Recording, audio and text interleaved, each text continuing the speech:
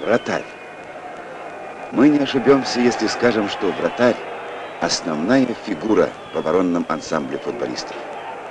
Он и надежный страж ворот, и организатор большинства атак своей команды.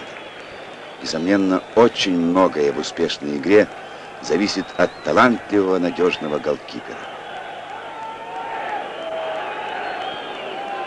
Какими же качествами должен обладать современный футбольный вратарь? По мнению специалистов, наилучший рост для него 175-185 сантиметров. Вес не слишком легкий и не тяжелый, 70-80 килограммов. Золотая середина. Спортсмен в воротах должен быть гибким, сильным, ловким, как цирковой акробат. И, конечно, вратарь – это мгновенная реакция, хорошая прыгучесть, бесстрашие, спокойствие и твердая уверенность в себе.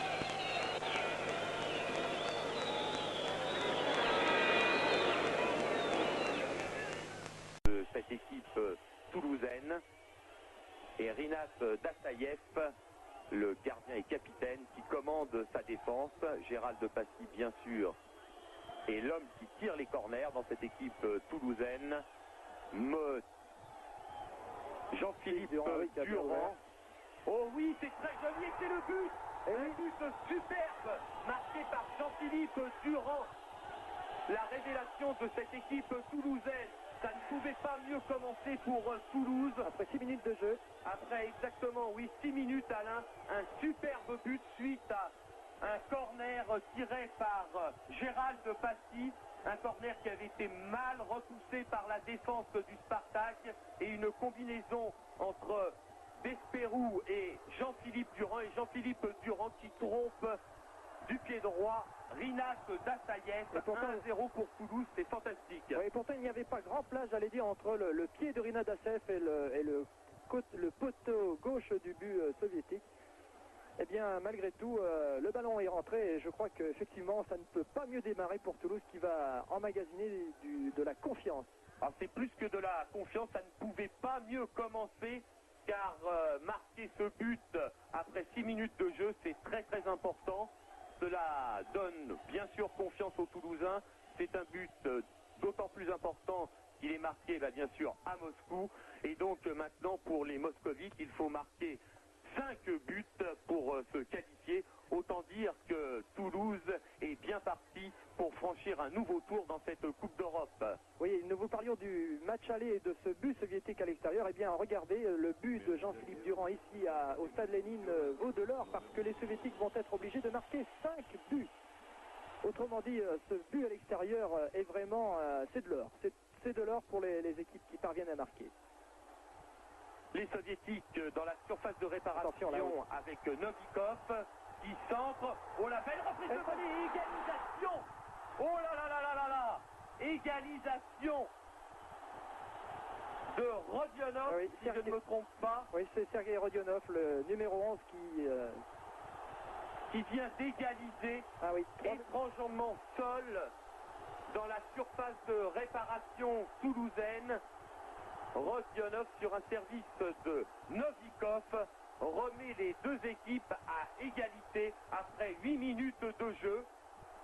C'est véritablement un retournement de situation, ça va très très très vite. Et Francis Andreu, le directeur administratif, ainsi que les remplaçants.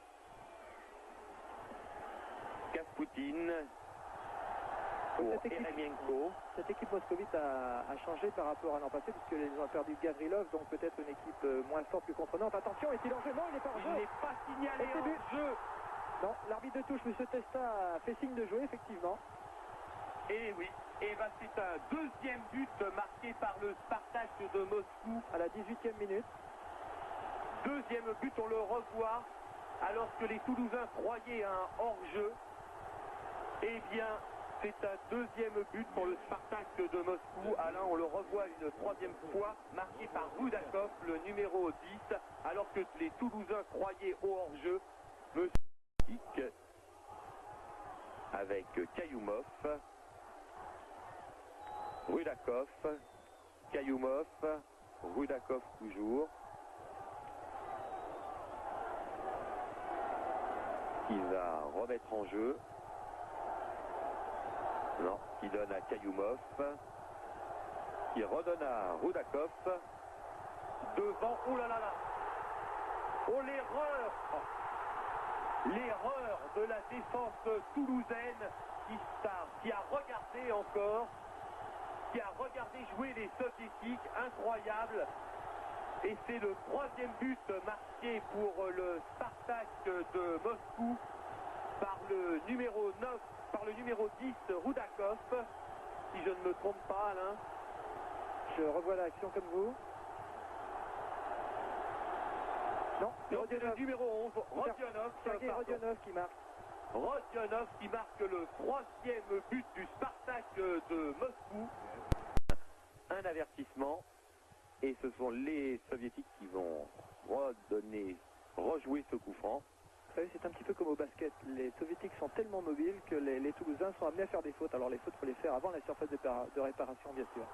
Oh là là, ça y est. Et ben voilà, le pénalty sifflé par monsieur Pietro Delia pour une faute de Alberto Tarantini, je crois. Nous allons revoir au ralenti tout ça, mais monsieur Pietro Delia, malgré les protestations des joueurs toulousains, accorde le pénalty. Il va falloir revoir cette action, car c'est vrai que Rodionov se laisse tomber. Ouais, j'ai l'impression qu'il se laisse tomber, Olivier. On va revoir ça, mais vraiment, j'ai l'impression que M. Delia s'est un petit peu fait piéger. Le pénalty, donc, tiré par Eremienko. 4-1 pour le Spartak de Moscou. 4-1 pour le Spartak de Moscou. La joie de Rinat Tassayev. Le Spartak de Moscou est actuellement qualifié pour les huitièmes de finale de cette Coupe d'Europe de l'UEFA. Ah, je vous le disais, ce but était tellement important pour d'un côté ou de l'autre. Et là, les Soviétiques qui faisaient une pression terrible depuis un bon quart d'heure, c'est trop court pour les Toulousains. Et sur le banc de touche toulousain, j'imagine l'état d'esprit qui doit régner. Gérald Passy, malheureusement, qui voulait essayer de servir Yannick Topira, mais ce sont les Soviétiques qui ont réussi à se dégager. Et là, une nouvelle action très très dangereuse, partie à la limite du hors-jeu.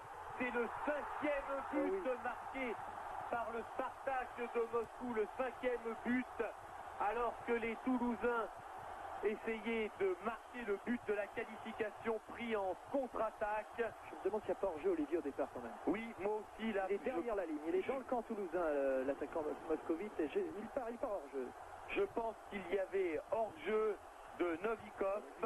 On revoit. Le coup de grâce, malheureusement. On revoit ce ballon, et pour moi, c'est avant qu'il aurait fallu le revoir, parce que ce n'est pas ce joueur qui est hors jeu. C'est vraiment terminé pour Toulouse. Ah oui, là je crois que... Terminé, Novikov qui marque donc le cinquième but.